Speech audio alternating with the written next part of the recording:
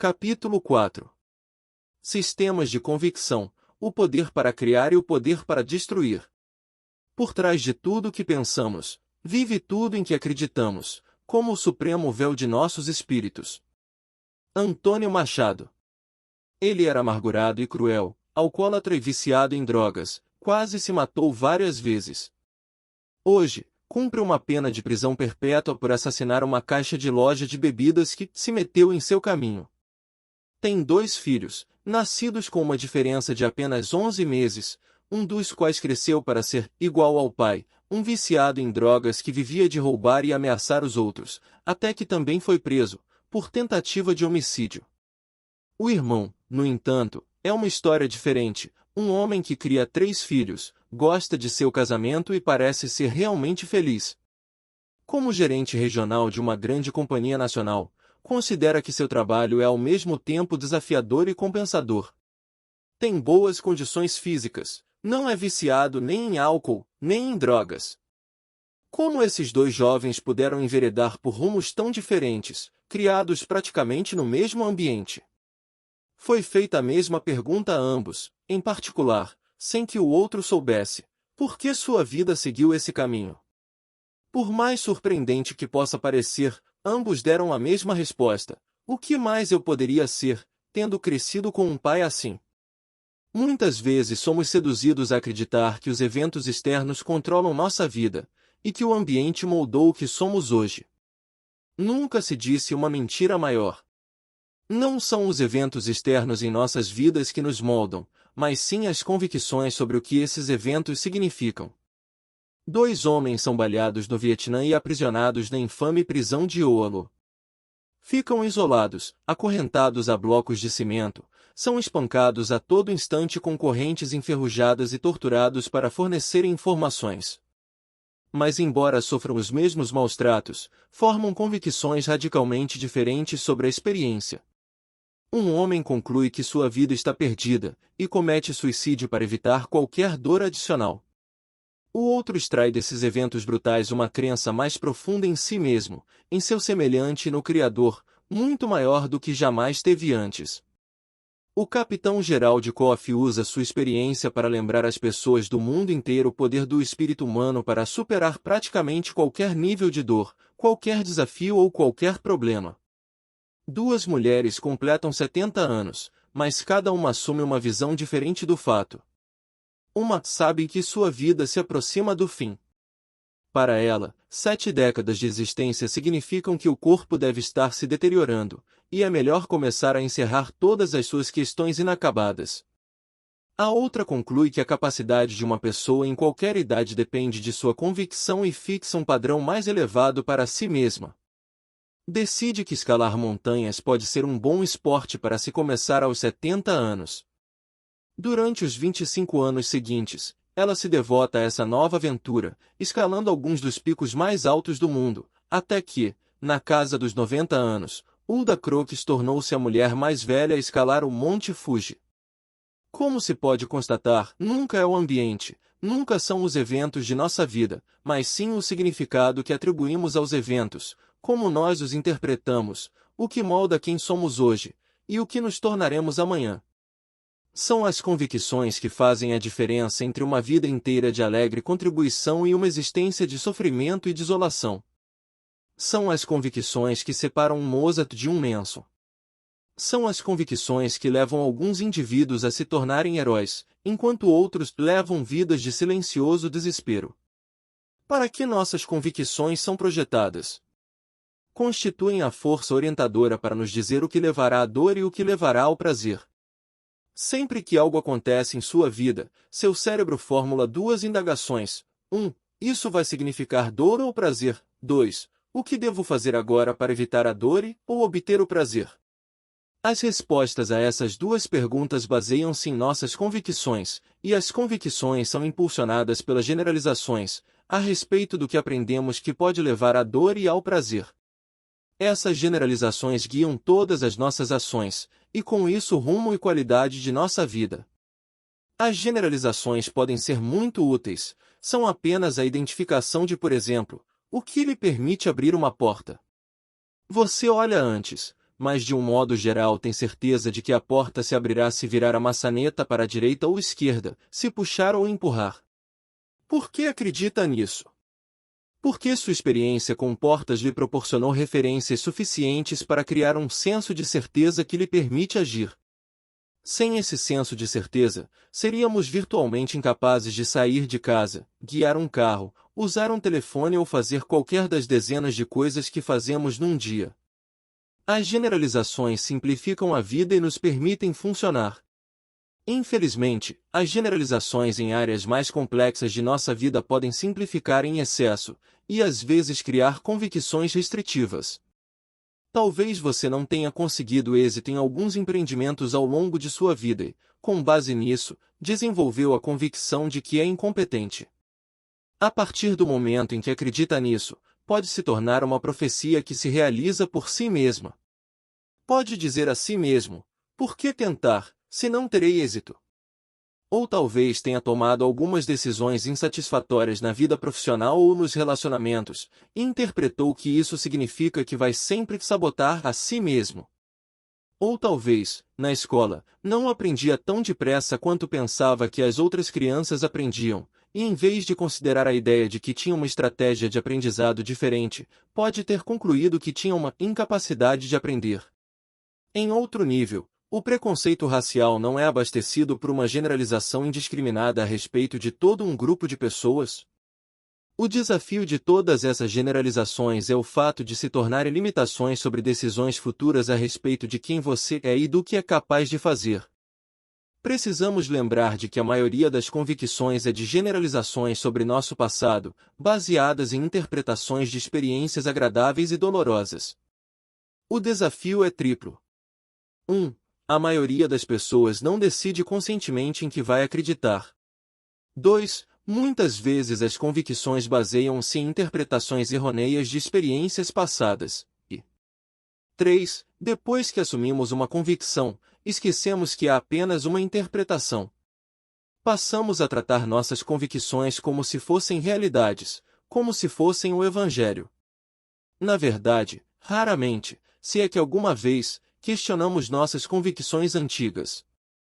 Se você alguma vez já especulou por que as pessoas fazem o que fazem de forma reiterada, deve lembrar-se que os seres humanos não são criaturas que agem ao acaso, todas as nossas ações são o resultado de convicções. O que quer que façamos, é por nossas convicções conscientes ou inconscientes de que levará ao prazer ou nos afastará da dor. Se quer criar mudanças a longo prazo e coerentes em seu comportamento, você deve mudar as convicções que o reprimem. As convicções têm o poder de criar e o poder de destruir. Os seres humanos possuem a espantosa capacidade de absorver qualquer experiência em suas vidas e de criar um significado que lhes tira o poder, ou que pode literalmente salvar suas vidas. Algumas pessoas absorveram a dor de seu passado e decidiram: por causa disso, ajudarei os outros. Porque fui estuprada, vou me empenhar para que isso nunca mais aconteça com ninguém. Ou então, porque perdi meu filho ou minha filha, farei a diferença no mundo. Não se trata de algo em que queriam acreditar, mas sim porque a adoção desse tipo de convicção era uma necessidade para que pudessem juntar os fragmentos de suas vidas e seguirem adiante, levando vidas proveitosas. Todos possuímos a capacidade de criar significados que nos fortalecem, mas muitos nunca exploram isso, nem ao menos reconhecem. Se não adotamos a fé de que há uma razão para as tragédias inexplicáveis da vida, então começamos a destruir nossa capacidade de viver de fato. A necessidade de ser capaz de criar um significado das experiências mais dolorosas de nossa vida foi observada pelo psiquiatra Viktor Frankl, quando ele e outras vítimas do Holocausto sobreviveram aos horrores de Auschwitz e outros campos de concentração.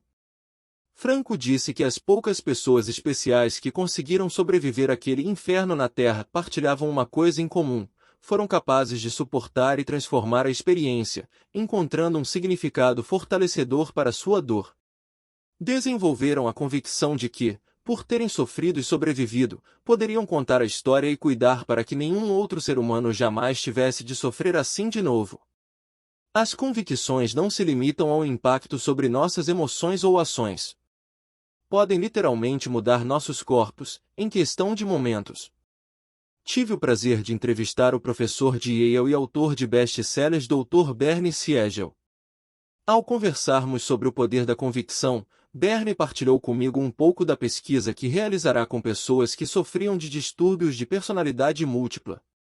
Por mais incrível que possa parecer, a potência das convicções dessas pessoas de que se tornavam alguém diferente resultava numa ordem contestada ao sistema nervoso para efetuar mudanças mensuráveis na bioquímica. O resultado? Seus corpos literalmente se transformavam diante dos olhos dos pesquisadores e passavam a refletir uma nova identidade, de um momento para outro. Há estudos que documentam essas ocorrências extraordinárias, como a mudança da cor dos olhos dos pacientes à medida que suas personalidades mudam, ou marcas físicas desaparecendo e reaparecendo. Até doenças como diabetes ou pressão alta podem surgir e sumir, dependendo da convicção da pessoa sobre a personalidade que manifesta.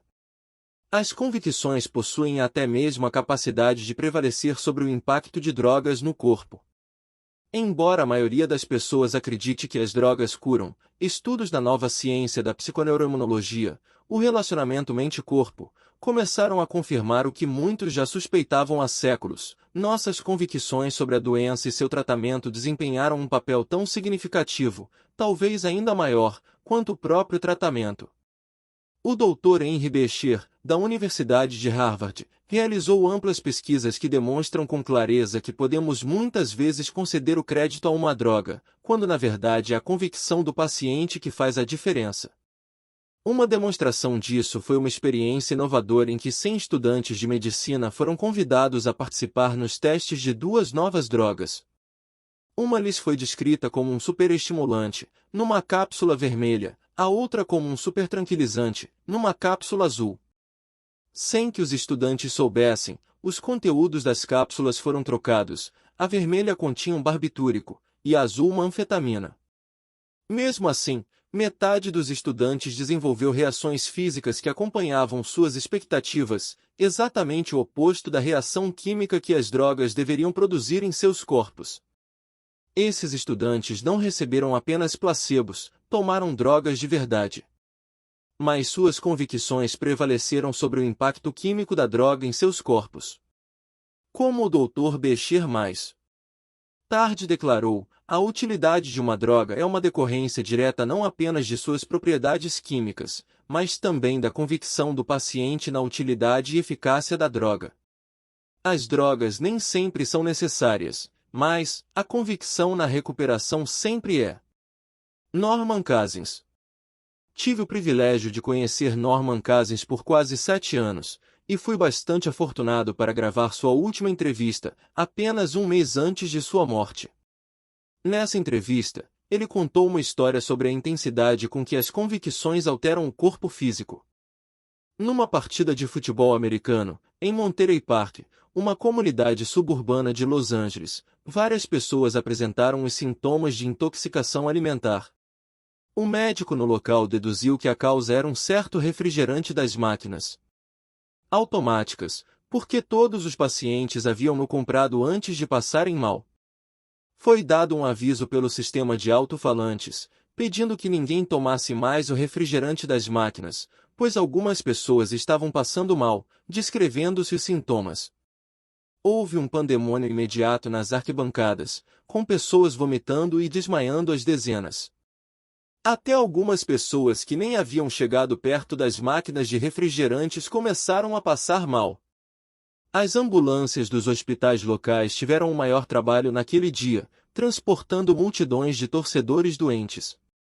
Quando se descobriu que as máquinas de refrigerantes não tinham qualquer culpa, as pessoas se recuperaram no mesmo instante, milagrosamente. Precisamos compreender que nossas convicções possuem a capacidade de nos deixar doentes ou nos tornar saudáveis de um momento para outro. Já se comprovou que as convicções afetam os sistemas imunológicos.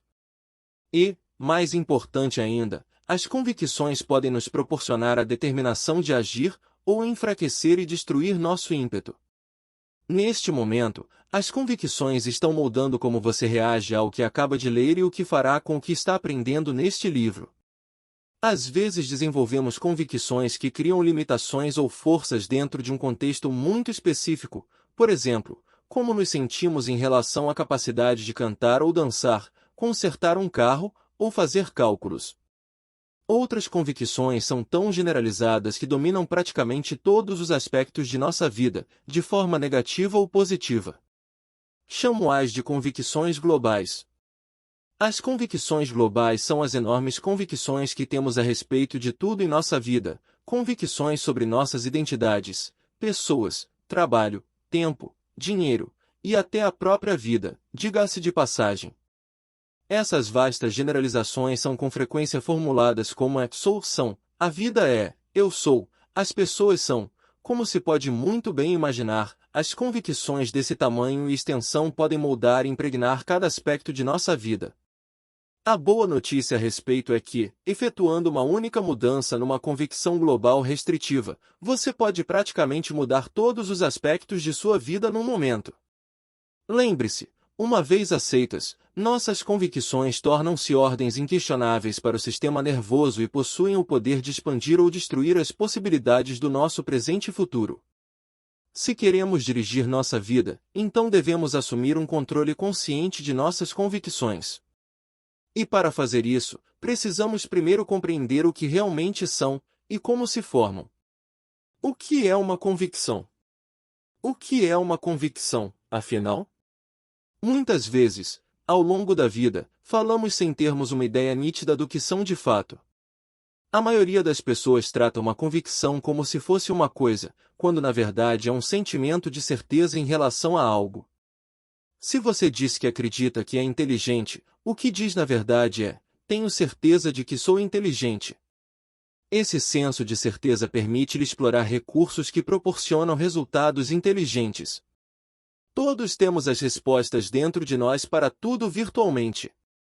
Ou pelo menos temos acesso às respostas de que precisamos por intermédio de outros. Mas muitas vezes a ausência de convicção, ou ausência de certeza, faz com que não usemos a capacidade interior. Uma maneira simples de compreender uma convicção é pensar a respeito de seu fundamento, uma ideia. Há muitas ideias sobre as quais você pode pensar, mas sem acreditar de fato. Vamos tomar por exemplo a ideia de que você é sensual. Pare por um segundo e diga a si mesmo: eu sou sensual. Se é apenas uma ideia ou uma convicção vai depender do grau de certeza que você sente em relação ao que diz. Se pensa: não sou realmente sensual, o que está dizendo no fundo é: não tenho muita certeza se sou sensual. Como transformamos uma ideia em uma convicção? Permitam-me oferecer uma metáfora simples para descrever o processo. Se puder pensar numa ideia como um tampo de mesa sem pernas, terá uma representação adequada do motivo pelo qual uma ideia não parece tão certa quanto uma convicção. Sem pernas, o tampo da mesa nem mesmo ficará de pé sozinho. A convicção, por outro lado, tem pernas. Se você acredita mesmo: eu sou sensual, como sabe que é sensual? Não é verdade que tem algumas referências para apoiar a ideia? Algumas experiências na vida para sustentá-la? Essas são as pernas que tornam sólido seu tampo da mesa, que tornam certa a sua convicção. Quais são algumas das experiências de referência que já teve? Talvez homens e mulheres tenham lhe dito que é sensual. Ou talvez se contemple no espelho, compare sua imagem com as de outras pessoas que considera sensuais, e diga: ei, pareço com elas. Ou talvez estranhos na rua a chamem e acenem. Todas essas experiências nada significam até que as organize sob a ideia de que é sensual.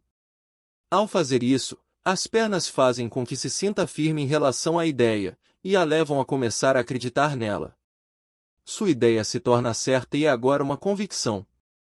A partir do momento em que compreende essa metáfora, você pode começar a perceber como as convicções se formam e também ter um vislumbre de como pode mudá-las. Primeiro, porém, é importante ressaltar que podemos desenvolver convicções sobre qualquer coisa se encontrarmos pernas suficientes, experiências de referências, para sustentá-las. Pense a respeito. Não é verdade que já teve experiências suficientes na vida, ou conhece muitas pessoas que passaram por experiências difíceis com outros seres humanos, para desenvolver com a maior facilidade, se assim quisesse, a convicção de que as pessoas são podres, e se aproveitariam de você se tivessem meia oportunidade? Talvez você não queira acreditar nisso, e já ressaltamos que seria enfraquecedor, mas não tem experiências que poderiam apoiar essa ideia e levá-lo a ter certeza a respeito se quisesse? Também não é verdade que já teve experiências na vida, referências, para sustentar a ideia de que se realmente se importar com as outras pessoas, e tratá-las bem, vai descobrir que no fundo são boas e vão querer ajudá-lo em troca? A questão é a seguinte: qual dessas convicções é a verdadeira convicção? A resposta é que não importa qual seja a verdadeira. Importa apenas qual é a mais fortalecedora. Todos podemos encontrar alguém para apoiar nossa convicção e fazer com que nos sintamos mais firmes a respeito. É assim que os seres humanos são capazes de racionalizar. A questão fundamental, mais uma vez, é se essa convicção nos fortalece ou enfraquece, nos concede ou tira poder em termos cotidianos. Mas quais são as possíveis fontes de referências em nossa vida? É certo que podemos nos basear nas experiências pessoais. Às vezes, adquirimos referências através de informações que recebemos de outras pessoas, ou de livros, gravações, filmes e assim por diante. E às vezes formamos referências com base exclusiva na imaginação. A intensidade emocional que sentimos sobre qualquer dessas referências afetará sem dúvida a força e extensão de uma perna. As pernas mais fortes e mais sólidas são formadas pelas experiências pessoais a que atribuímos uma grande carga de emoção, porque foram experiências dolorosas ou agradáveis. O outro fator é o número de referências que temos. É evidente, quanto mais experiências de referência apoiam uma ideia, mais forte se tornará a sua convicção. Suas referências precisam ser precisas para que você se mostre disposto a usá-las? Não. Podem ser reais ou imaginárias, precisas ou imprecisas, até mesmo nossas experiências pessoais, por mais que as sintamos sólidas, são distorcidas pela perspectiva pessoal. Como os seres humanos são capazes de tal distorção e invenção, as pernas de referências que podemos usar para montar as convicções são virtualmente limitadas. O aspecto negativo é o fato de que, independentemente da procedência das referências, começamos a aceitá-las como reais, e assim não mais as questionamos. Isso pode acarretar consequências negativas das mais poderosas, dependendo das convicções que adotamos.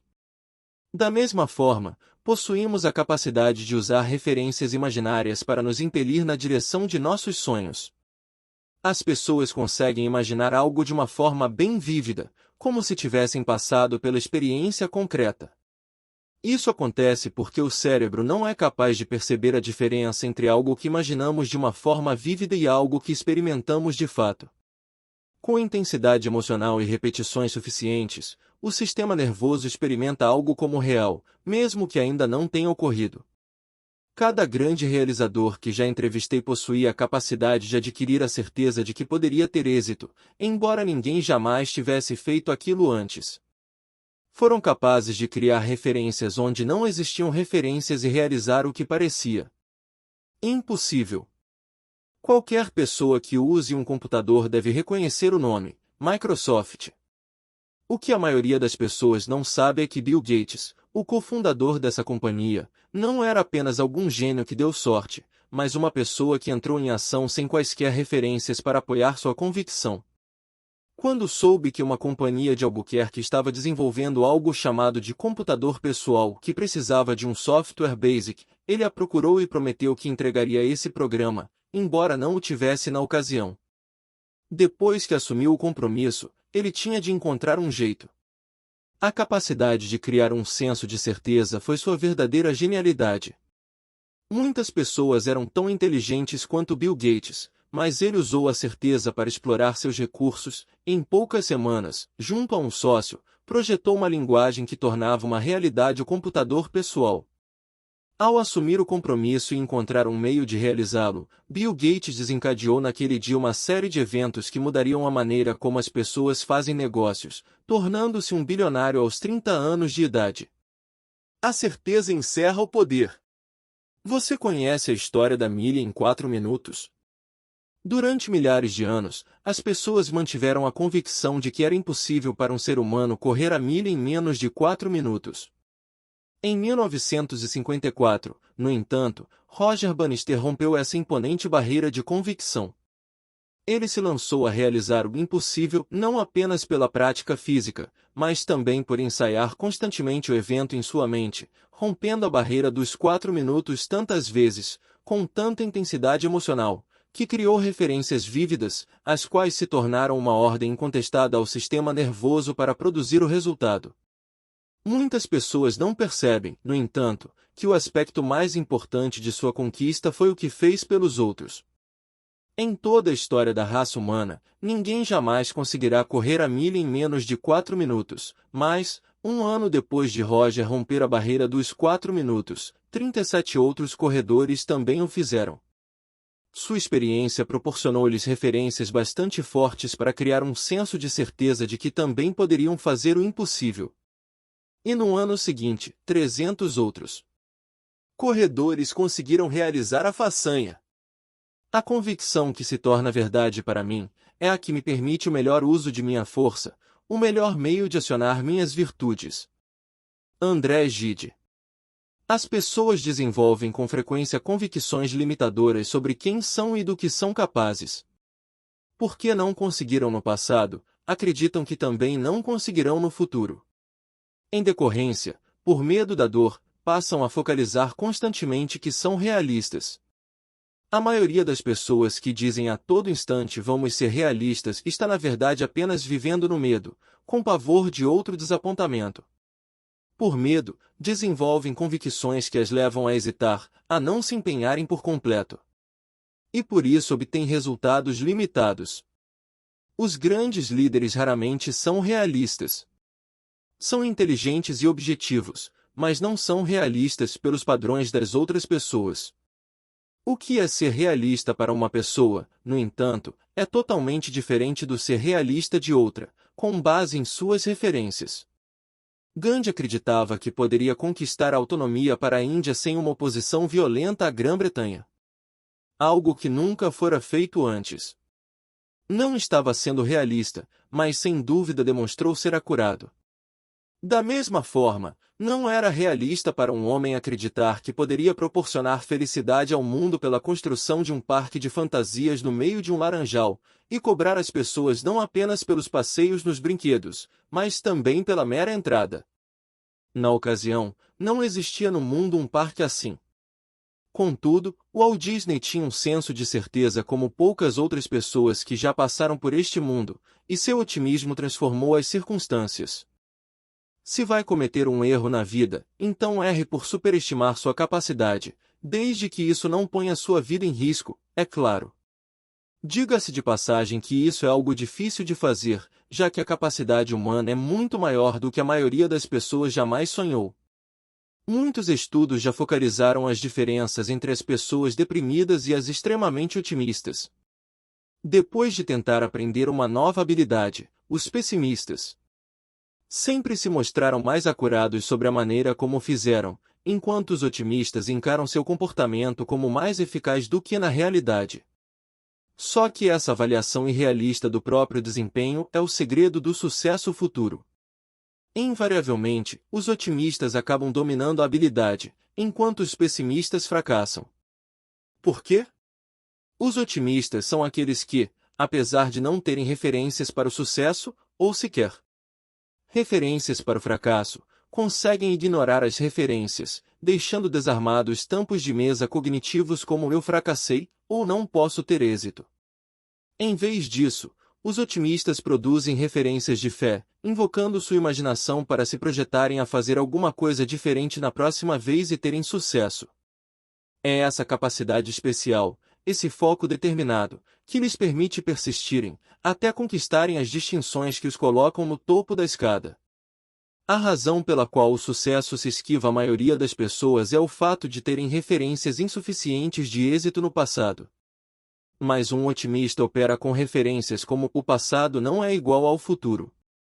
Todos os grandes líderes, todas as pessoas que alcançaram o sucesso em qualquer área da vida, conhecem o poder de insistir de forma incessante na busca de sua visão, mesmo que não sejam disponíveis todos os detalhes necessários à realização.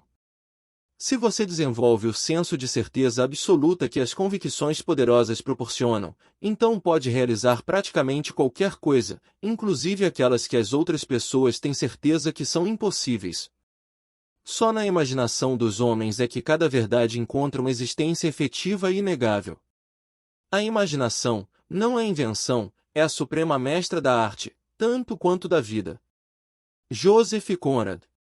Um dos maiores desafios na vida de qualquer pessoa é saber como interpretar os fracassos. A maneira como lidamos com as derrotas na vida e o que determinamos como causa moldarão nossa vida. Precisamos lembrar que, como lidamos com a adversidade e os desafios, eles moldarão nossa vida mais do que qualquer outra coisa. Às vezes recebemos tantas referências de dor e fracasso que começamos a reuni-las numa convicção de que nada que fizermos poderá melhorar a situação. Algumas pessoas passam a sentir que tudo é inútil, que são impotentes ou sem valor, ou que podem tentar qualquer coisa que sempre acabarão perdendo. Esse é um conjunto de convicções a que nunca devemos nos entregar, se queremos alcançar o sucesso na vida. Tais convicções nos despojam do poder pessoal e destroem nossa capacidade de agir. Em psicologia, há um termo para essa mentalidade destrutiva: desamparo adquirido. Quando as pessoas experimentam muito fracasso em alguma coisa, e você ficaria surpreso ao saber como isso acontece com algumas pessoas, passam a considerar seus esforços como inúteis e desenvolvem o desânimo terminal do desamparo adquirido. O Dr. Martin Seligman, da Universidade da Pensilvânia, realizou uma pesquisa sobre as causas do desamparo adquirido.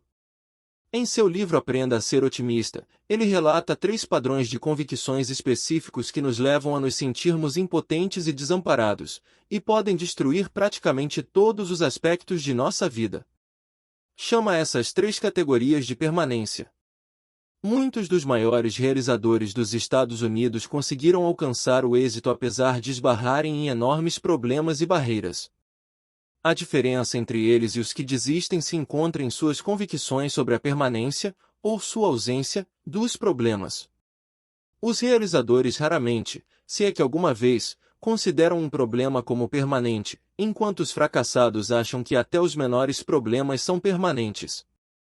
A partir do momento em que você assume a convicção de que não há nada que possa fazer para mudar alguma coisa, simplesmente porque nada do que fez até agora conseguiu mudar, passa a ter um veneno pernicioso em seu organismo.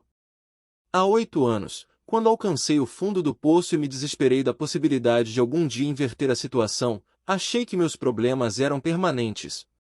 Foi o mais próximo da morte emocional a que já cheguei. Aprendi a vincular tanta dor à manutenção dessa convicção que fui capaz de destruí-la, e nunca mais permiti que voltasse. Você deve fazer a mesma coisa. Se algum dia ouvir a si mesmo ou uma pessoa com quem se importa expressar a convicção de que um problema é permanente, é tempo de dar uma sacudidela na pessoa. Não importa o que aconteça em sua vida, você deve ser capaz de acreditar que isto também vai passar e que, se persistir, encontrará uma saída. A segunda diferença entre vencedores e perdedores, entre otimistas e pessimistas, está em suas convicções sobre a difusão dos problemas. Um realizador jamais considera que um problema é difuso, isto é, que controla toda a sua vida. Sempre pensa da seguinte maneira: ora, é apenas um pequeno desafio no meu padrão alimentar. Não consideram que eu sou o problema, como demais, e por isso minha vida está sendo destruída. Por outro lado, os pessimistas, aqueles que têm o desamparo adquirido, desenvolveram a convicção de que serão desastrosos em tudo, só por terem sido desastrosos numa área. Acreditam que, por causa de reveses financeiros, toda a sua vida será destruída, os filhos não serão devidamente cuidados, os cônjuges vão abandoná-los e assim por diante. Logo generalizam que as coisas escaparam ao controle e sentem um desamparo total. Imagine o impacto da permanência e difusão juntas. A solução tanto para a permanência quanto para a difusão é pegar algo em sua vida que pode controlar e começar a agir nesse sentido. À medida que o fizer, algumas das convicções limitadoras vão desaparecer. A categoria final de convicção, que Seligman chama de pessoal, eu trato como problema personalizado. Se não encaramos o fracasso como um desafio para mudar nosso enfoque, mas sim como um problema só nosso, como um defeito de personalidade, vamos nos sentir imediatamente sufocados. Afinal, como mudar toda a sua vida? Não é mais difícil do que apenas mudar suas ações numa área determinada? Evite assumir a convicção do problema personalizado. Como pode encontrar a inspiração se condena a si mesmo? Manter essas convicções limitadoras é equivalente a ingerir sistematicamente minúsculas doses de arsênico, que ao longo do tempo se acumulam para constituir uma dose fatal. Podemos não morrer de imediato, mas começamos a morrer emocionalmente no momento em que as partilhamos. Por isso, temos de evitá-las a qualquer custo. Lembre-se, na medida em que você acredita em alguma coisa, seu cérebro opera no piloto automático, filtrando qualquer dado externo do ambiente e procurando por referências para confirmar sua convicção, independentemente do fato. Sufocado por uma autoimagem depreciativa, Bob aceita um emprego como quebra-molas. É a mente que torna bom ou doente, que torna a pessoa desgraçada ou infeliz, rica ou pobre. Edmund Spencer. Como mudar uma convicção? Todas as conquistas pessoais começam com uma mudança nas convicções. Sendo assim, como mudamos? O meio mais eficaz é fazer seu cérebro associar uma dor maciça à antiga convicção. Você deve sentir lá no fundo que não apenas essa convicção lhe custou dor no passado, mas também está custando no presente, e vai lhe custar no futuro. Depois, associe um tremendo prazer à ideia de adotar uma convicção nova e fortalecedora. Este é o padrão básico, que analisaremos muitas e muitas vezes, para criar mudança em nossa vida. Lembre-se, não podemos esquecer que tudo o que fazemos é por necessidade de evitar a dor ou pelo desejo de obter prazer, e se associarmos bastante dor a qualquer coisa, vamos mudá-la. O único motivo para termos uma convicção sobre qualquer coisa é o fato de vincularmos uma dor maciça a não acreditarmos. Segundo, crie a dúvida. Se é de fato honesto consigo mesmo, não há algumas convicções que costumava defender com todo empenho há alguns anos, e que se sente quase embaraçado em admitir hoje em dia. O que aconteceu? Alguma coisa levou-o à dúvida, talvez uma nova experiência, talvez um exemplo contrário à sua convicção passada. Talvez tenha conhecido alguns russos, e descobriu que eram pessoas como você, não parte de um império do mal. Acho que muitos americanos sentem hoje uma compaixão genuína pelos cidadãos soviéticos, porque os veem como pessoas lutando para cuidarem de suas famílias. Parte do que mudou nossas percepções foram os programas de intercâmbio, pelos quais conhecemos russos, e descobrimos o quanto eles têm em comum conosco.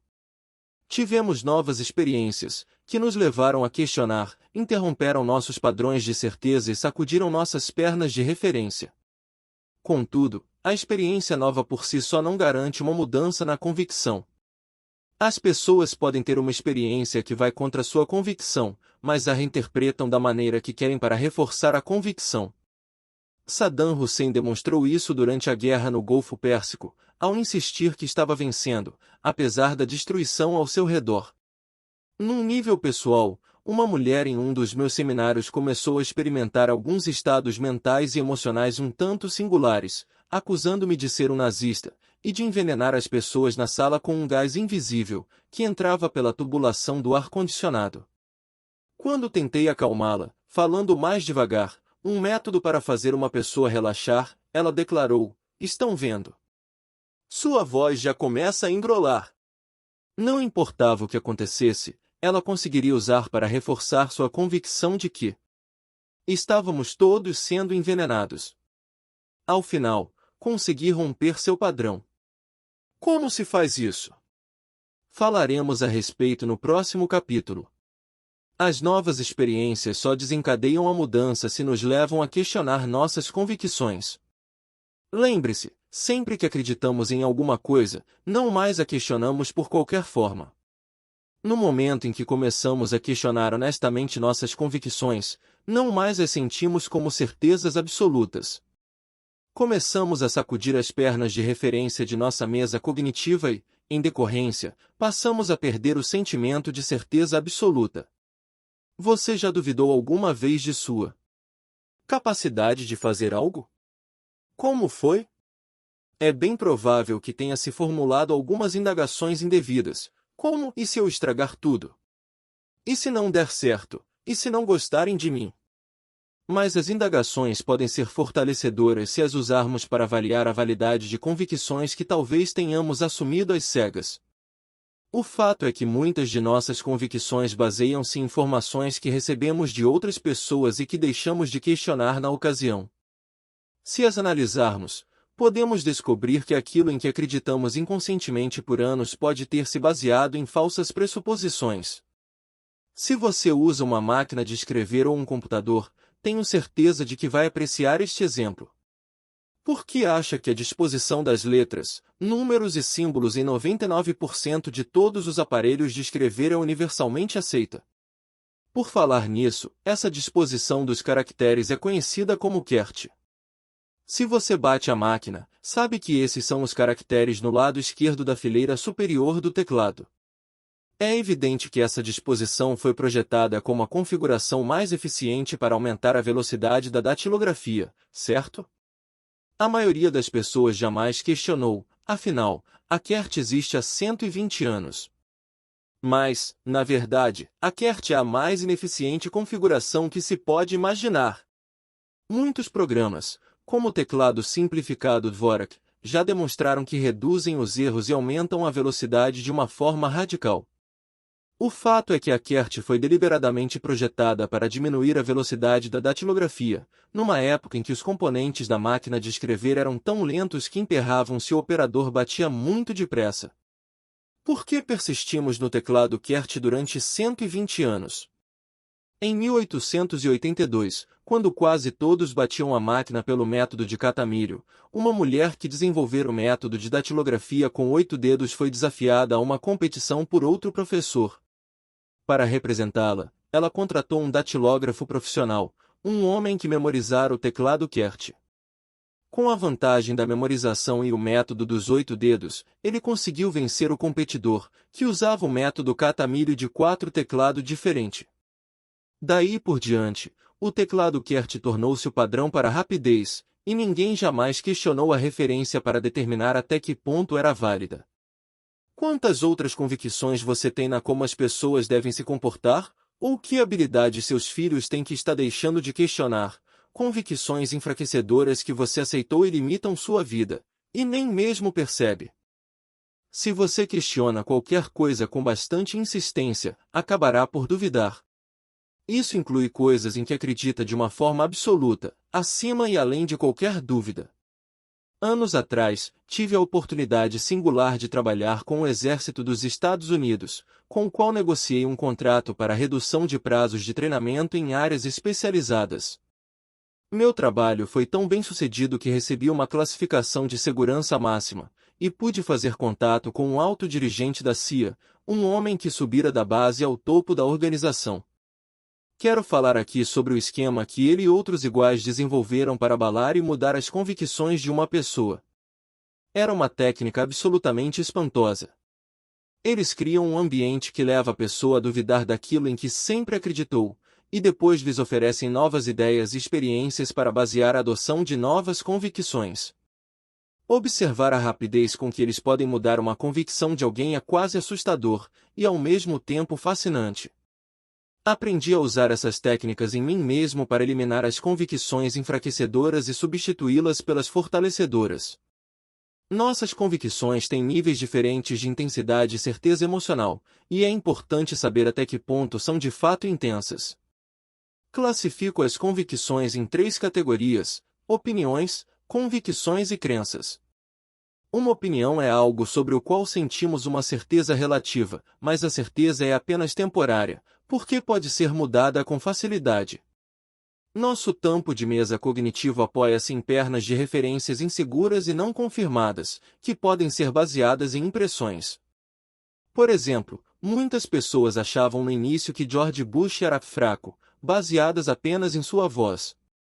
Mas quando Viram como ele foi capaz de obter o apoio de líderes do mundo inteiro e lidar de uma maneira eficaz com a invasão do Kuwait por Saddam Hussein. Houve uma inversão clara nas pesquisas de opinião pública. Bush alcançou os mais altos índices de popularidade de qualquer presidente americano na história moderna. Mas quando você estiver lendo este parágrafo, é possível que essa opinião cultural já tenha mudado. É assim a natureza das opiniões, oscilam com a maior facilidade, e em geral baseiam-se apenas em umas poucas referências que uma pessoa focalizou no momento. Uma convicção, por outro lado, forma-se quando começamos a desenvolver uma base mais ampla de pernas de referências, em particular pernas de referência sobre as quais temos fortes emoções. Essas referências nos proporcionam um senso de certeza absoluta sobre alguma coisa. E de novo, como eu já disse antes, essas referências podem vir por diversas formas, qualquer coisa, de experiências pessoais a informações que recebemos de outras fontes, ou até coisas que imaginamos de um modo vívido. As pessoas com convicções possuem um nível de certeza tão forte que muitas vezes se fecham a novas informações. Mas se você consegue se comunicar com elas, é possível romper esse padrão de fechamento, e levá-las a questionar suas referências, a fim de que comecem a permitir novas informações. Isso cria dúvida suficiente para desestabilizar nossas antigas referências e abrir espaço para uma nova convicção. Uma crença, no entanto, ofusca uma convicção, basicamente por causa da intensidade emocional que uma pessoa vincula a uma ideia.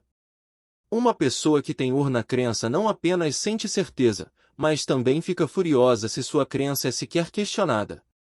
Uma pessoa com uma crença reluta em questionar suas referências, mesmo que por um momento, são totalmente resistentes a novas informações, muitas vezes ao ponto de obsessão.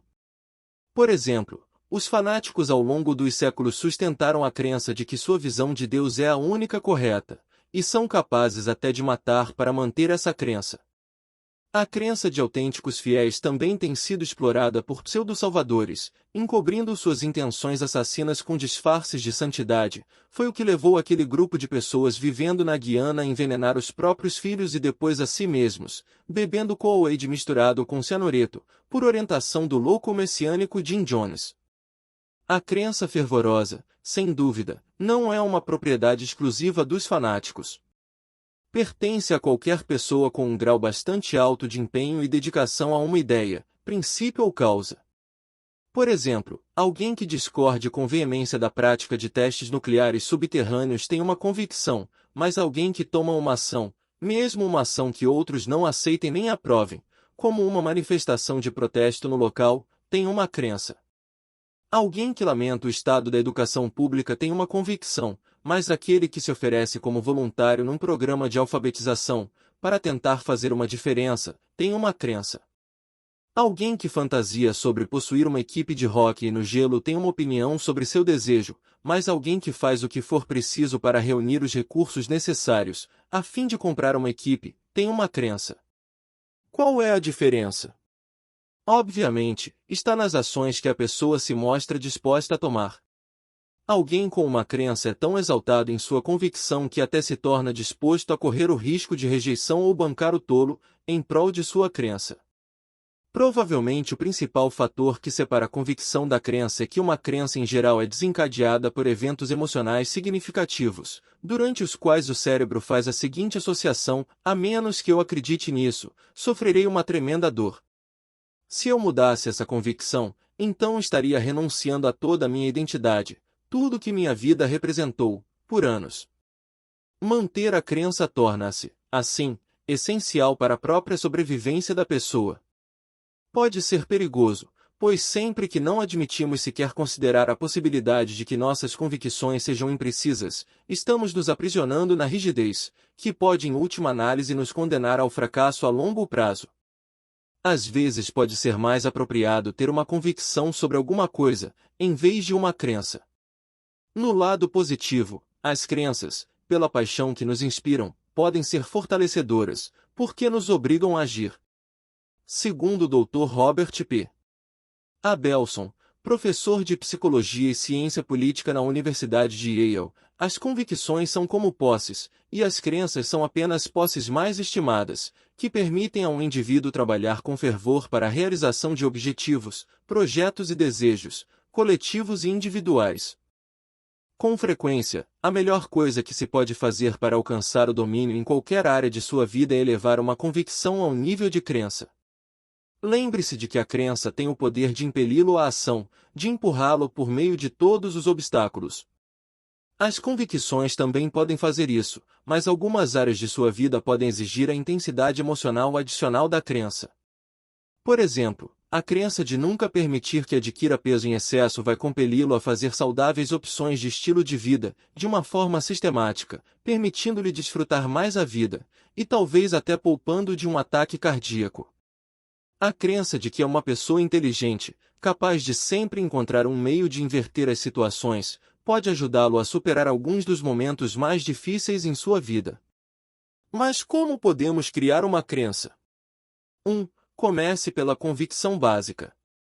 2. Reforce a convicção pelo acréscimo de novas e mais poderosas referências. Por exemplo, digamos que você decidiu nunca mais comer carne. Para fortalecer sua determinação, converse com pessoas que optaram por um estilo de vida vegetariano. Que motivos as impeliram a mudar sua dieta, e quais foram as consequências na saúde e em outras áreas de suas vidas? Além disso, comece a estudar o impacto fisiológico da proteína animal. Quanto mais referências desenvolver, e mais emocionais forem as referências, mais forte se tornará sua crença. 3. Encontre um evento que funcione como um gatilho, ou então trate de criá-lo. Forme uma associação plena, indagando: o quanto vai me custar se eu não fizer isso? Faça perguntas que criem uma intensidade emocional. Por exemplo, se quer desenvolver uma crença contra o consumo de drogas, faça com que as consequências dolorosas das drogas se tornem reais para você, assistindo a filmes, ou melhor ainda, visitando as clínicas para viciados. Se decidiu que deixaria de fumar, visite a unidade de tratamento intensivo de um hospital para observar os pacientes com enfisema confinados a tendas de oxigênio, ou veja as radiografias dos pulmões negros de um paciente. As experiências desse tipo têm o poder de pressioná-lo a estabelecer uma crença genuína. 4. Finalmente, entre em ação. Cada ação reforça seu empenho e eleva o nível da intensidade emocional e da crença. Um dos desafios das crenças é o fato de se basearem muitas vezes no entusiasmo de outras pessoas por suas convicções. Com bastante frequência, as pessoas acreditam em alguma coisa porque todos os outros acreditam. Isso é conhecido em psicologia como confirmação social. Mas a confirmação social nem sempre é acurada. Quando as pessoas não têm certeza do que fazer, procuram outras em busca de orientação. Em seu livro Influence, o Dr. Robert Cialdini descreve uma experiência clássica, em que alguém grita estupro, visando ao alvo, enquanto duas pessoas, acessórios psicológicos, ignoram os pedidos de socorro e continuam a andar. O alvo não sabe se responde ou não às súplicas, mas quando percebe que as outras duas pessoas agem como se nada houvesse de errado, decide que os gritos por ajuda são insignificantes, e também os ignora. Usar a confirmação social é uma tremenda maneira de limitar sua vida, de torná-la como a de todos os outros. Algumas das confirmações sociais mais fortes usadas pelas pessoas são as informações que recebem de especialistas. Mas os especialistas estão sempre certos? Pense em nossos médicos e curandeiros ao longo dos anos. Não faz tanto tempo assim que os médicos mais atualizados acreditavam de uma forma absoluta nas propriedades curativas das sanguessugas. E até em nossa geração, os médicos deram a mulheres grávidas um medicamento para o enjoo matutino, chamado Bendectin, que acabava causando defeitos congênitos. Claro que esses médicos receitaram o medicamento porque a indústria farmacêutica, os especialistas no assunto, lhes garantiu que era o melhor disponível. Qual é a lição? Não é sensato acreditar cegamente nos especialistas. E também não aceite cegamente tudo o que eu digo. Analise as coisas no contexto de sua própria vida. Faz sentido para você? Há ocasiões em que não se pode nem mesmo confiar nas evidências dos sentidos, como ilustra a história de Copérnico. Nos tempos desse astrônomo polonês, todos sabiam que o Sol girava em torno da Terra. Por quê? Porque qualquer um podia sair de casa, apontar para o céu e dizer: está vendo. O Sol se deslocou pelo céu. É evidente que a Terra é o centro do universo. Mas, em 1543, Copérnico desenvolveu o primeiro modelo acurado de nosso sistema solar, baseado no Sol. Como outros gigantes ao longo dos tempos, ele teve a coragem de contestar a sabedoria dos especialistas, e a verdade de suas teorias acabou adquirindo uma aceitação geral, embora não em seu tempo. A dor é o supremo instrumento para alterar uma convicção. Novamente, a dor ainda é a maneira mais poderosa de mudar uma convicção. Um exemplo recente do poder de convicções mudadas ocorreu no programa de Sally Jesse Raphael, quando uma brava mulher se apresentou a uma audiência nacional para renunciar à sua aliança com a Ku Klux Klan. A ironia é que ela estivera no mesmo programa apenas um mês antes, participando de um comitê de mulheres da KKK, condenando todos os que não partilhavam de suas crenças sobre raça, clamando iradas que a mistura racial, em termos educacionais, econômicos ou sociais, acarretaria o desastre para o país e seu povo. O que fez com que suas convicções mudassem de forma tão drástica? 3 coisas. Primeiro, uma jovem na plateia, durante o primeiro programa, levantara-se chorando e suplicara por compreensão. O marido e o filho eram hispânicos, e ela não acreditava que algumas pessoas pudessem ser tão odiosas. Segundo, ao voar de volta para casa, ela brigou com o filho, que também aparecerá no programa, mas não partilhava de suas posições, por envergonhá-la em rede nacional. As outras mulheres também o censuraram por ser desrespeitoso, e citaram da Bíblia: honrarás pai e mãe. O rapaz respondeu que tinha certeza de que Deus não queria que ele respeitasse o mal que a mãe defendia, e ao sair do avião, em Dallas, jurou que nunca mais voltaria para casa. Enquanto continuava a viagem, a mulher repassou em sua mente os eventos do dia e também começou a pensar na guerra que seu país travava no Oriente Médio. Lembrou-se do que outra pessoa na audiência lhe dissera naquele dia: rapazes e moças de cor estão lá lutando não apenas por si mesmos, mas também por você. Pensou no filho, no quanto o amava, e como se comportara de um modo rancoroso. Deveria permitir que aquela breve discussão fosse a última troca de palavras entre os dois? O mero pensamento já era doloroso demais. Ela tinha de efetuar uma mudança imediatamente. Ela disse à audiência que, em decorrência dessa experiência, recebeu uma mensagem de Deus, a que atendeu no mesmo instante, para deixar a clã e passar a amar todas as pessoas por igual, como seus irmãos e irmãs. Sem dúvida ela sentirá falta das amigas, o grupo vai condená-la ao ostracismo, mas diz que sua alma se acha agora purificada e que começará uma vida nova, com a consciência limpa. É vital examinar nossas convicções e suas consequências para se ter certeza de que estão nos fortalecendo. Como se pode saber que convicções adotar? A resposta é encontrar alguém que esteja obtendo os resultados que você realmente deseja em sua vida. Essas pessoas são os exemplos que podem lhe proporcionar algumas das respostas que você procura. Invariavelmente, por trás de todas as pessoas bem-sucedidas, há um conjunto específico de convicções fortalecedoras. Modelando as convicções de vencedores. A maneira de expandir nossa vida é tomar como modelo a vida das pessoas que já obtêm o sucesso. É eficaz, é divertido, e essas pessoas estão disponíveis ao nosso redor. É apenas uma questão de fazer as perguntas: o que acha que o torna diferente? Quais são as convicções que o distinguem dos outros? Li há alguns anos um livro intitulado Meetings with Remarkable Men, e usei-o como um tema para moldar minha vida. Desde então, tornei-me um caçador da excelência, sempre procurando por homens e mulheres eminentes em nossa cultura para descobrir suas convicções, seus valores e suas estratégias para alcançar o sucesso. Há 2 anos desenvolvi Povertal, TM, minha revista de rádio mensal em que entrevisto esses gigantes. Na verdade, Muitas das distinções fundamentais que partilho com você neste livro foram feitas em decorrência de entrevistas com algumas dessas pessoas, que são as melhores em suas áreas específicas de atividade. Assumindo o compromisso de partilhar essas entrevistas, meus pensamentos mais recentes e um sumário de um livro best-seller a cada mês, desenvolvi um plano coerente não apenas para fortalecer outras pessoas, mas também para obter uma constante melhoria pessoal. Terei o maior prazer em ajudá-lo a se modelar pelas pessoas bem-sucedidas, por intermédio do meu programa, mas lembre-se de uma coisa, você não está limitado a mim. Os exemplos de que preciso o cercam todos os dias. Somos o que pensamos. Tudo o que somos surge com nossos pensamentos. Com nossos pensamentos, fazemos o nosso mundo. Buda. Há quase 10 anos que venho conversando com as pessoas em meus seminários de Living Health TM sobre a correlação direta entre a elevada porcentagem de proteína animal na dieta americana típica e a alta incidência dos dois fatores que mais matam nos Estados Unidos, doenças cardíacas e câncer.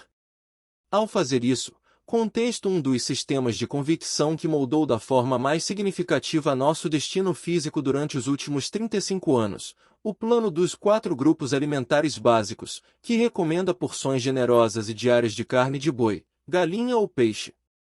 Hoje, no entanto, os cientistas já determinaram, acima e além de qualquer dúvida, que existe uma relação direta entre comer proteína animal e correr o risco de desenvolver doenças cardíacas e câncer. Os 3.000 membros do Comitê de Médicos para a Medicina Responsável até já pediram ao Departamento de Agricultura americano para eliminar a carne de boi, peixe, aves, ovos e produtos de leite da dieta diária recomendada. O próprio governo está cogitando a mudança dos 4 grupos alimentares básicos para 6, relegando a carne de boi, galinha e peixe para uma proporção mínima no total. Essa imensa mudança em convicções causou indignação em muitos setores.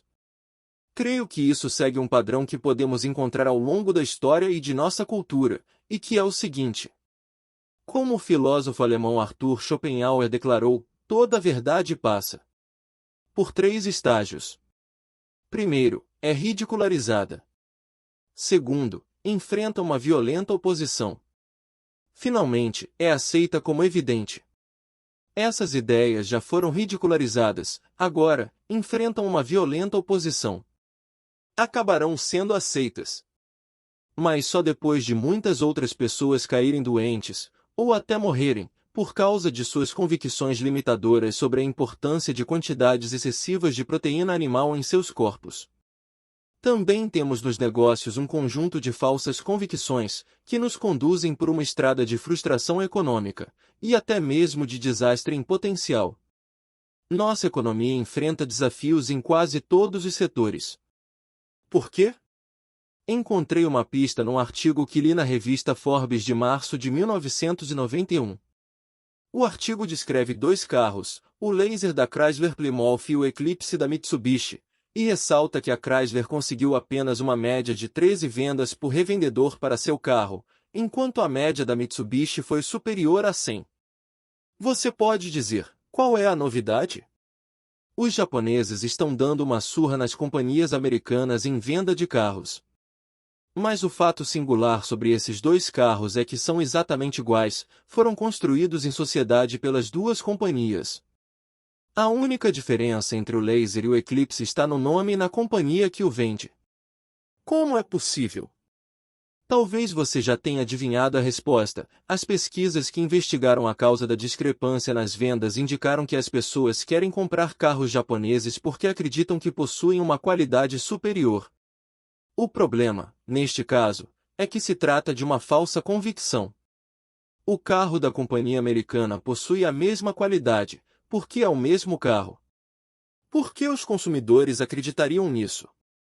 Obviamente, porque os japoneses criaram uma reputação de qualidade, fornecendo-nos numerosas referências para apoiá-la, até o ponto em que não mais questionamos sua validade. Pode surpreendê-lo que o empenho japonês pelo aumento da qualidade seja na verdade o resultado de uma exportação americana, na pessoa do Dr. W. Edward Snell. Em 1950, esse renomado técnico em controle de qualidade foi levado ao Japão pelo general MacArthur, que se sentia frustrado com a base industrial japonesa, arrasada pela guerra, onde não podia sequer ter certeza de que uma ligação telefônica seria completada. A pedido da Associação Japonesa de Cientistas e Engenheiros, Deming começou a treinar japoneses em seus princípios de controle de qualidade total. Ao ouvir isso, você pensa no mesmo instante que se trata da monitoração da qualidade de um produto físico? Nada poderia estar mais longe da verdade. Deming ensinou aos japoneses 14 princípios e uma convicção básica, que constituem a fundação de praticamente todas as decisões tomadas até hoje em cada bem-sucedida empresa multinacional japonesa. A convicção básica é a seguinte: um empenho constante e incessante de aumentar sistematicamente a qualidade de seus produtos, em todos os aspectos das operações, em todos os dias, lhes proporcionaria o poder de dominar os mercados do mundo. Deming ensinou que a qualidade não era apenas uma questão de atender a um determinado padrão, mas sim um processo vivo e dinâmico, de melhoria constante. Se os japoneses vivessem pelos princípios que lhes ensinou, ele garantiu que em 5 anos inundariam um mundo com produtos de qualidade, e em 10 ou 20 anos se tornariam uma das potências econômicas dominantes. Muitos acharam que as ideias de Deming eram absurdas. Mas os japoneses acataram sua palavra, e hoje ele é reverenciado como o pai do milagre japonês. A cada ano, desde 1950, a honraria mais alta que uma companhia japonesa pode receber é o Prêmio Nacional Deming. Essa recompensa é entregue numa cerimônia com transmissão nacional pela televisão e é usada para reconhecer a empresa que alcançou o mais alto nível de aumento de qualidade em produtos, serviços, administração e relações trabalhistas, em todo o Japão. Em 1983, a Ford Motor Company contratou o Dr. Deming para conduzir uma série de seminários sobre administração. Um dos participantes foi Donald Peterson, que mais tarde se tornaria presidente do Conselho de Administração da Ford e aplicaria os princípios de Deming em toda a companhia. Peterson concluiu: precisamos desse homem para dar uma virada na companhia. Na ocasião, a Ford perdia bilhões de dólares por ano. A partir do momento em que foi contratado, Deming mudou a tradicional convicção ocidental da empresa, de como podemos aumentar nosso volume e reduzir os custos, para como podemos aumentar a qualidade do que produzimos, e fazer isso de uma maneira que a qualidade não custe mais a longo prazo. A Ford reformulou todo o seu foco para tornar a qualidade a maior prioridade, como está refletido em seu slogan publicitário: qualidade em primeiro lugar. Aplicando os sistemas de Deming, a Ford passou em 3 anos de um déficit terrível para a posição dominante na indústria, com um lucro de 6 bilhões de dólares. Como eles conseguiram? Descobriram que a percepção dos americanos sobre a qualidade japonesa, embora frustrante, tinha muito a lhes ensinar. Por exemplo, a Ford contratou uma companhia japonesa para fabricar a metade das transmissões para um de seus carros, a fim de manter o nível de produção. No processo, eles descobriram que os consumidores americanos exigiam a transmissão japonesa. Até se mostravam dispostos a entrar numa fila de espera e pagar mais pela transmissão japonesa. Isso irritou muitos executivos da Ford, cuja reação inicial foi a seguinte: ora, é apenas uma falsa convicção por parte das pessoas de nossa cultura, estão condicionadas a reagir assim. Mas sob a supervisão de Deming, as transmissões foram testadas, e descobriu-se que na verdade a transmissão da Ford era mais ruidosa, quebrava com mais facilidade e era devolvida com mais frequência, enquanto a transmissão japonesa quase não dava problemas, não tinha vibrações e era silenciosa. Deming ensinou ao pessoal da Ford que a qualidade sempre custa menos. Era justamente o oposto do que a maioria das pessoas acreditava, que só se conseguia alcançar certos níveis de qualidade quando o custo escapava ao controle. Quando os técnicos demonstraram as transmissões da Ford e mediram todos os componentes, constataram que atendiam aos padrões fixados pelo manual da Ford, os mesmos padrões fornecidos aos japoneses. Mas quando mediram as transmissões japonesas, verificaram que não havia virtualmente diferenças mensuráveis nos componentes. Foi preciso levar as transmissões para um laboratório e medi-las ao microscópio para se detectar diferenças. Por que essa companhia japonesa manteve um padrão de qualidade superior até mesmo ao que o contrato exigia? Porque seus executivos acreditavam que a qualidade custa menos, que se criassem um produto de qualidade teriam não apenas clientes satisfeitos, mas também clientes leais, clientes dispostos a entrarem numa fila de espera e pagarem mais por seu produto. Operavam com base na mesma convicção que os impeliu aos primeiros lugares no mercado mundial, um compromisso de melhoria incessante e um constante aumento na qualidade de vida para os clientes. Essa convicção foi uma exportação americana, e talvez precisemos repatriá-la para mudar o rumo de nosso futuro econômico. Uma convicção maléfica, que pode destruir nossa força econômica como uma nação, é o que Deming chama de administração pelos números visíveis, a convicção empresarial convencional de que os lucros resultam da redução dos custos e aumento das receitas. Um exemplo notável ocorreu quando Lynn Thorsen assumiu o comando da Chrysler durante um período de queda das vendas da indústria.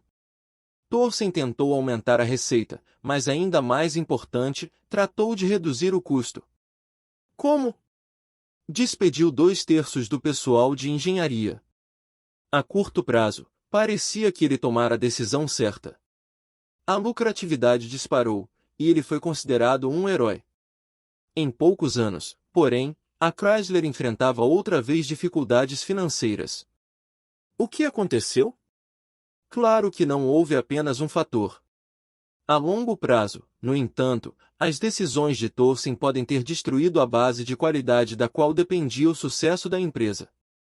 Muitas vezes, as próprias pessoas que prejudicam nossas companhias são recompensadas por produzirem resultados a curto prazo. Às vezes tratamos dos sintomas de um problema, ao mesmo tempo em que alimentamos a causa. Precisamos ter cuidado com a maneira pela qual interpretamos os resultados. Em contraste, um dos fatores mais importantes na reviravolta da Ford foi sua equipe de projetos, que propôs um novo carro, chamado Taurus. A qualidade do carro fixou um novo padrão para a Ford, e os consumidores foram atraídos aos milhares. O que podemos aprender de tudo isso? As convicções que mantemos nos negócios e na vida controlam todas as nossas decisões, e por conseguinte nosso futuro. Uma das convicções globais mais importantes que podemos assumir é a de que precisamos, para ter sucesso e ser feliz, melhorar constantemente nossa qualidade de vida, crescer e expandir sempre. Os japoneses compreendem muito bem esse princípio. Entre os executivos japoneses, como resultado da influência de Deming, há uma palavra que é muito usada em discussões sobre negócios ou relacionamentos. Essa palavra é Kaizen. Significa, literalmente, melhoria constante. Eles costumam se referir a Kaizen do déficit comercial, Kaizen da linha de produção, Kaizen dos relacionamentos pessoais. Em decorrência, estão sempre procurando a maneira de melhorar. Diga-se de passagem, Kaizen baseia-se no princípio da melhoria gradativa, das melhorias simples. Os japoneses compreendem que os pequenos refinamentos feitos todos os dias começam a criar melhorias acumuladas, em níveis com que as pessoas jamais sonhariam. Os japoneses têm um ditado: se um homem não é visto por 3 dias, os amigos devem dar uma boa olhada nele quando aparece, a fim de verificar que mudanças lhe ocorreram durante esse período. É espantoso, mas não chega a ser surpreendente, não existe nos Estados Unidos um termo equivalente para Kaizen. Quanto mais pude constatar o impacto de Kaizen na vida empresarial japonesa, mais compreendi que se tratava de um princípio de organização que tinha um tremendo impacto em minha própria vida. Meu próprio empenho por uma melhoria constante, por uma elevação constante dos padrões de qualidade de vida, era o que me mantinha feliz e bem-sucedido. Concluí que todos precisamos de uma palavra para nos fixarmos no foco de melhoria constante e incessante, em inglês, constant and never-ending improvement. Quando criamos uma palavra, codificamos um significado e criamos uma maneira de pensar. As palavras que usamos sistematicamente constituem a estrutura de como pensamos e até afetam a tomada de decisões. Em decorrência dessa conclusão, criei um mnemônico simples, Kani, TM. Creio que o nível de sucesso que experimentamos na vida mantém uma proporção direta com o nível de empenho por Cani, a melhoria constante e incessante. Cani não é um princípio relacionado apenas com os negócios, mas sim com todos os aspectos de nossa vida. No Japão, fala-se com frequência em controle de qualidade de toda a companhia. Creio que temos de focalizar Cani nos negócios, Cani nos relacionamentos pessoais, Cani na vida espiritual, Cani na saúde, Cani nas finanças. Como podemos promover uma melhoria constante e incessante em cada uma dessas áreas? Isso transforma a vida numa aventura incrível, em que sempre procuramos ansiosos pelo próximo nível. Cani é uma autêntica disciplina. Não pode ser praticada só de vez em quando, apenas nos momentos em que você tem vontade. Deve ser um empenho constante, apoiado pela ação. A essência de Cani é a melhoria constante, gradativa, mesmo que mínima, o que a longo prazo esculpe uma obra-prima de proporções colossais. Se você já visitou algum dia o Grand Canyon, pode compreender do que estou falando. Testemunhou a beleza impressionante produzida por milhões de anos de mudança gradativa, com o Rio Colorado e numerosos tributários esculpindo a rocha de forma incessante, para criar uma das 7 maravilhas naturais do mundo. A maioria das pessoas nunca se sente segura porque está sempre preocupada com a possibilidade de perder o emprego, perder o dinheiro que já possui, perder o cônjuge, perder a saúde, e assim por diante. A única segurança verdadeira na vida provém de saber que a cada dia você melhora de alguma maneira, que aumenta a capacidade de quem é e que é valioso para sua empresa, seus amigos e sua família. Não me preocupo em manter a qualidade de minha vida, porque todos os dias trabalho para melhorá-la. Empenho-me constantemente em aprender, em fazer novas e importantes distinções sobre meios de acrescentar valor à vida de outras pessoas. Isso me proporciona um senso de certeza de que posso sempre aprender, de que posso sempre me expandir, de que posso sempre crescer.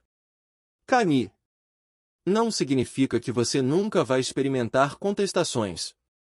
A verdade é que você só pode melhorar alguma coisa se compreender que não é de todo certa, que ainda não se encontra ao nível do que deveria atingir. O propósito de Cani é descobrir problemas no nascedouro e tratá-los antes que se tornem crises. Afinal, a melhor ocasião para liquidar um monstro é quando ainda está pequeno. Como parte integrante do meu empenho com Cani, ao final de cada dia faço a mim mesmo as seguintes perguntas: o que aprendi hoje? Com o que contribuí? O que melhorei?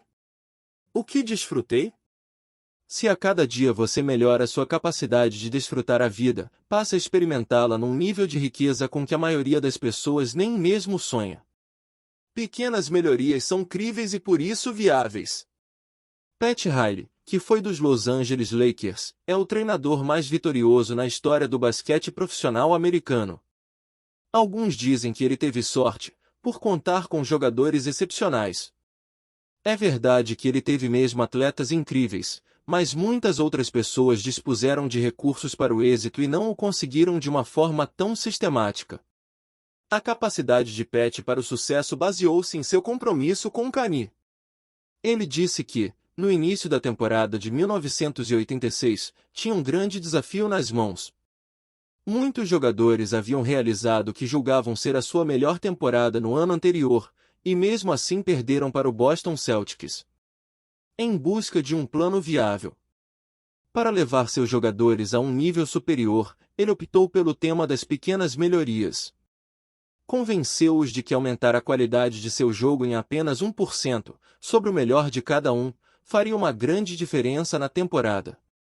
Parece ridiculamente pequeno, mas quando se pensa em 12 jogadores aumentando em 1% sua habilidade na quadra, em 5 áreas diferentes, o esforço combinado cria uma equipe que é 60% mais eficiente do que era antes. Uma diferença total de 10%, provavelmente seria suficiente para ganhar outro campeonato. O verdadeiro valor da filosofia, no entanto, é que todos acreditaram que era possível. Todos tiveram certeza de que poderiam melhorar pelo menos 1% em relação ao melhor pessoal, as 5 áreas principais do jogo, e esse senso de certeza na busca de seus objetivos levou-os a explorar potenciais cada vez maiores. O resultado? Quase todos melhoraram em pelo menos 5%, e muitos chegaram a 50%. Segundo Pat Riley, 1987 tornou-se a temporada mais fácil para a equipe. Kami. Funciona se você se empenhar. Lembre-se de que a chave para o sucesso é desenvolver um senso de certeza, o tipo de convicção que lhe permite se expandir como pessoa e assumir a ação necessária para tornar ainda melhor sua vida e a das pessoas ao seu redor. Você pode acreditar hoje que alguma coisa é verdade, mas precisa se lembrar que, à medida que os anos passam e vamos crescendo, estará exposto a novas experiências. E podemos desenvolver convicções ainda mais fortalecedoras, abandonando coisas sobre as quais outrora tínhamos certeza. Compreenda que suas convicções podem mudar, à medida que adquire referências adicionais. O que realmente importa hoje é se suas convicções o fortalecem ou enfraquecem. Comece hoje mesmo a desenvolver o hábito de focalizar as consequências de todas as suas convicções. Estão fortalecendo sua base, ao impulsioná-lo para a ação na direção que deseja, ou contém o seu avanço? Assim como pensa em seu coração, assim ele é. Provérbios 23,7. Descobrimos muitas coisas sobre as convicções, mas para assumir de fato o controle de nossa vida, precisamos saber que convicções já estamos usando para nos orientar. Neste momento, pare tudo o que está fazendo e aproveite os próximos 10 minutos para se divertir um pouco. Inicie uma análise de todas as suas convicções, tanto as que fortalecem quanto as que enfraquecem, pequenas convicções que não parecem ter qualquer importância, e convicções globais, que parecem fazer uma grande diferença. Não deixe de incluir convicções de si, como se eu tiver empenho total sistemático, então terei sucesso, ou se eu demonstrar uma paixão total por essa pessoa, então ela vai me abandonar. Convicções globais, como as convicções sobre as pessoas são basicamente boas, ou as pessoas são um pé no saco, convicções sobre você mesmo, convicções sobre oportunidades, convicções sobre tempo, convicções sobre escassez e abundância. Anote tantas convicções quanto puder lembrar, durante os próximos 10 minutos. Por favor, conceda a si mesmo a dádiva de fazer isso agora. Depois que o fizer, eu lhe mostrarei como pode reforçar suas convicções fortalecedoras e eliminar as enfraquecedoras. Faça isso agora. Dispensou tempo suficiente para se certificar de que escreveu as duas listas, tanto as convicções fortalecedoras quanto as enfraquecedoras? Se não, volte e faça-o agora. O que aprendeu com isso? Tire um momento agora para analisar suas convicções. Faça a escolha e circule as 3 convicções mais fortalecedoras em sua lista. Como fortalecem? Como fortalecem sua vida? Pense nos efeitos positivos que exercem sobre você. Anos atrás, fiz uma lista assim, e constatei que era muito valiosa, porque descobri que tinha uma convicção que era pouco aproveitada. Era a convicção sempre há um meio de inverter uma situação se me empenho de verdade. Pensei ao ler a minha lista, é uma convicção que precisa ser reforçada e convertida numa crença. Fico contente por ter feito isso, pois apenas um ano depois essa convicção foi como uma boia salva-vidas, permitindo-me atravessar um dos períodos mais difíceis, numa ocasião em que tudo ao meu redor parecia afundar. Não apenas me reanimou, mas também me ajudou a lidar com um dos mais terríveis desafios pessoais e profissionais que já enfrentei até hoje. Essa convicção, esse senso de certeza, possibilitou-me encontrar meios de mudar a situação, quando todos ao meu redor diziam que era impossível. Não apenas consegui, mas também transformei os maiores desafios nas maiores oportunidades, e você pode fazer a mesma coisa.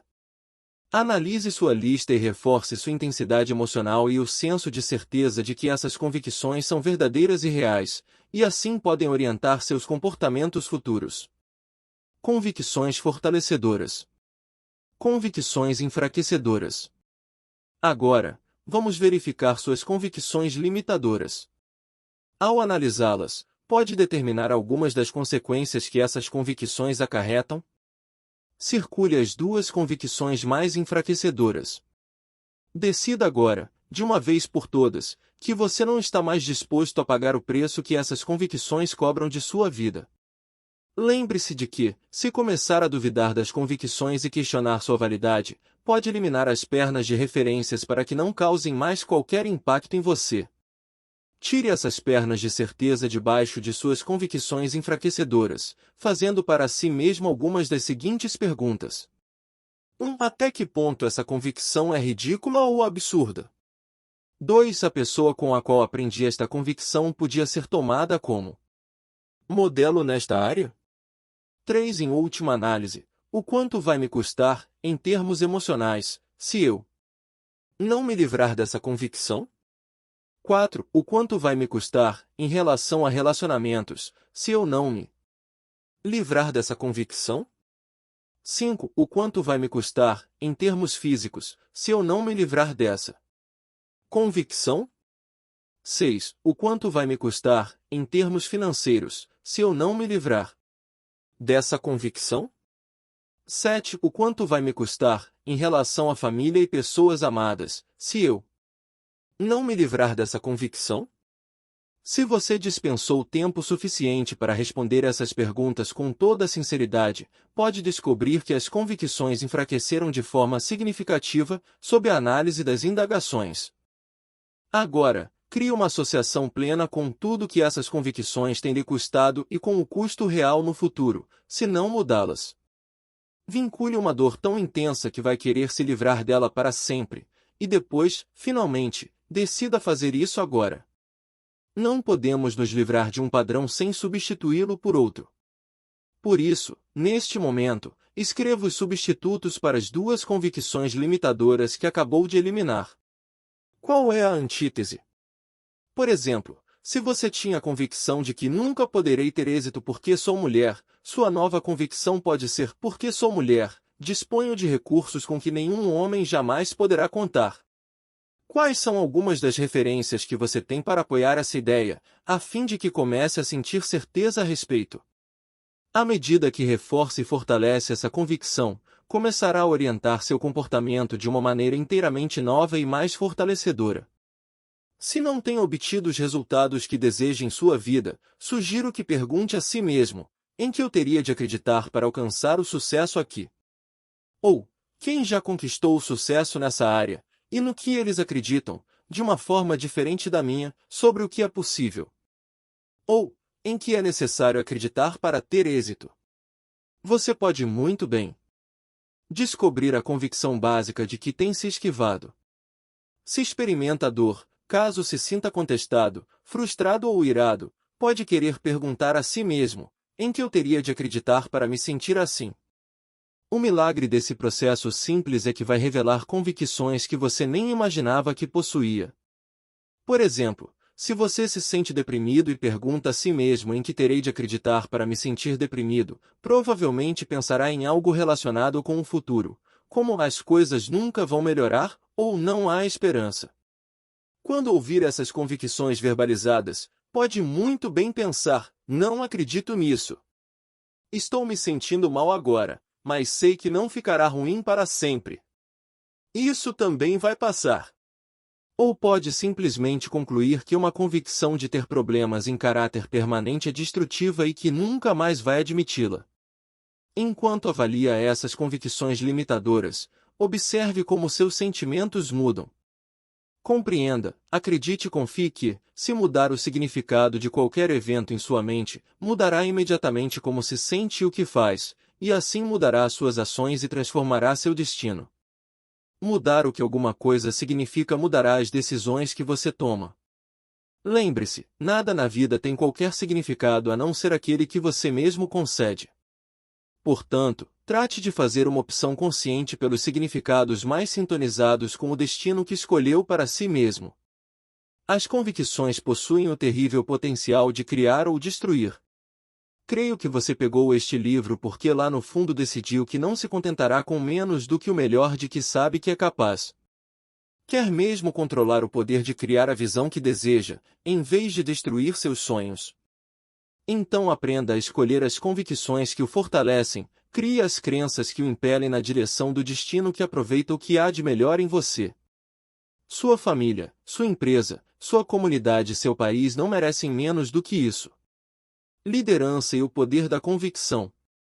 Líderes são aqueles indivíduos que vivem por convicções fortalecedoras e ensinam os outros a explorar todo o seu potencial, mudando as convicções que os limitavam. Uma grande líder que me impressiona é uma professora chamada Marva Collins. Talvez você tenha assistido ao programa 60 Minutes, ou ao filme que fizeram sobre ela. Há 30 anos, Marva utilizou seu poder pessoal e decidiu afetar o futuro, fazendo diferença nas vidas de muitas crianças.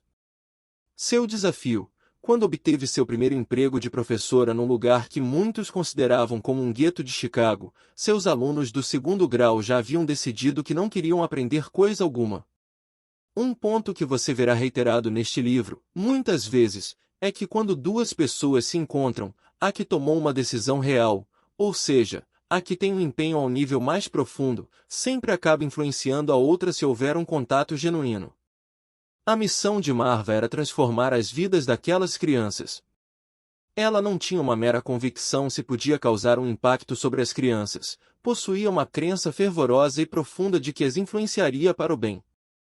Não havia limite para a extensão de seu trabalho. Confrontada com crianças rotuladas de disléxicas e com vários outros tipos de distúrbios de aprendizado e comportamento, ela concluiu que o problema não estava nas crianças, mas sim na maneira como lhes ensinavam. Ninguém as desafiava o suficiente. Em consequência, as crianças não tinham uma convicção em si mesmas.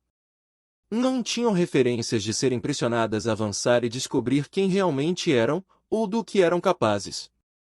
Os seres humanos reagem aos desafios, e aquelas crianças, Marva estava convencida, precisavam disso mais do que de qualquer outra coisa.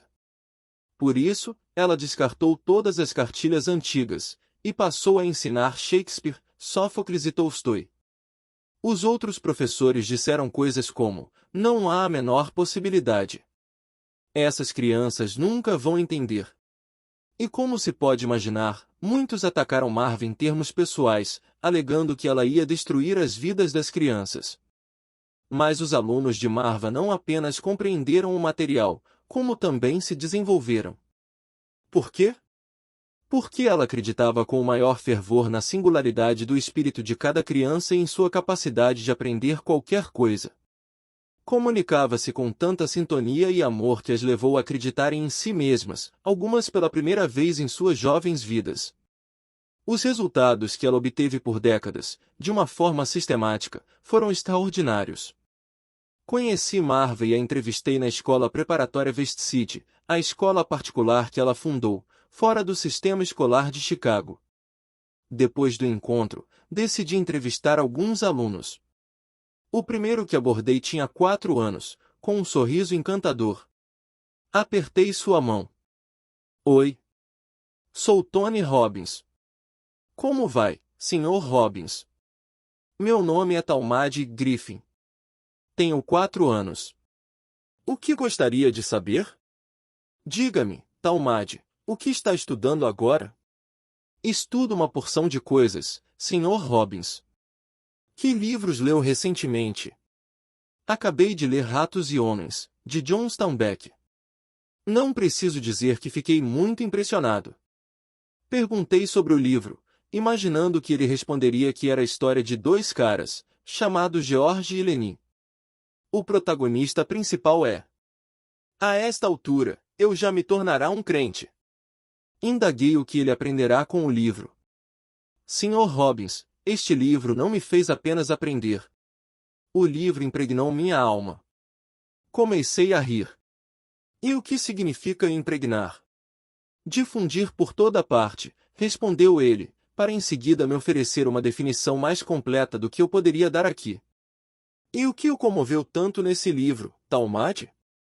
Sr. Robbins, notei na história que as crianças nunca julgam ninguém pela cor de sua pele. Só os adultos fazem isso.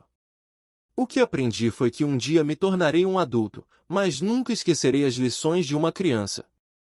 Comecei a ficar com os olhos marejados de lágrimas, porque compreendi que Marva Collins proporcionava àquele menino, e a tantas outras crianças, o tipo de convicções poderosas que continuará a moldar suas decisões não apenas agora, mas ao longo de sua vida.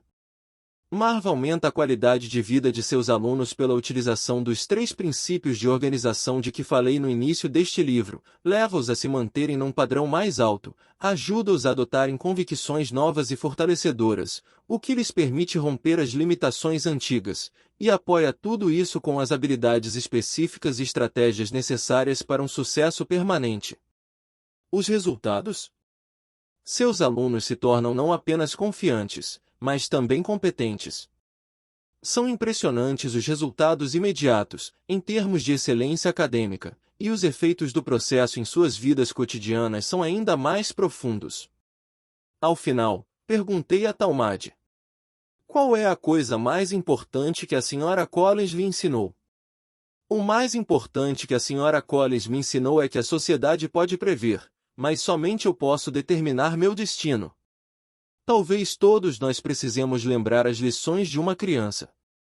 Com as convicções que o pequeno Talmade expressou de forma tão eloquente, garanto que ele, assim como as outras crianças na turma, terão uma grande oportunidade de sempre interpretar suas vidas de uma maneira que crie o futuro que desejam, em vez do futuro que a maioria das pessoas teme.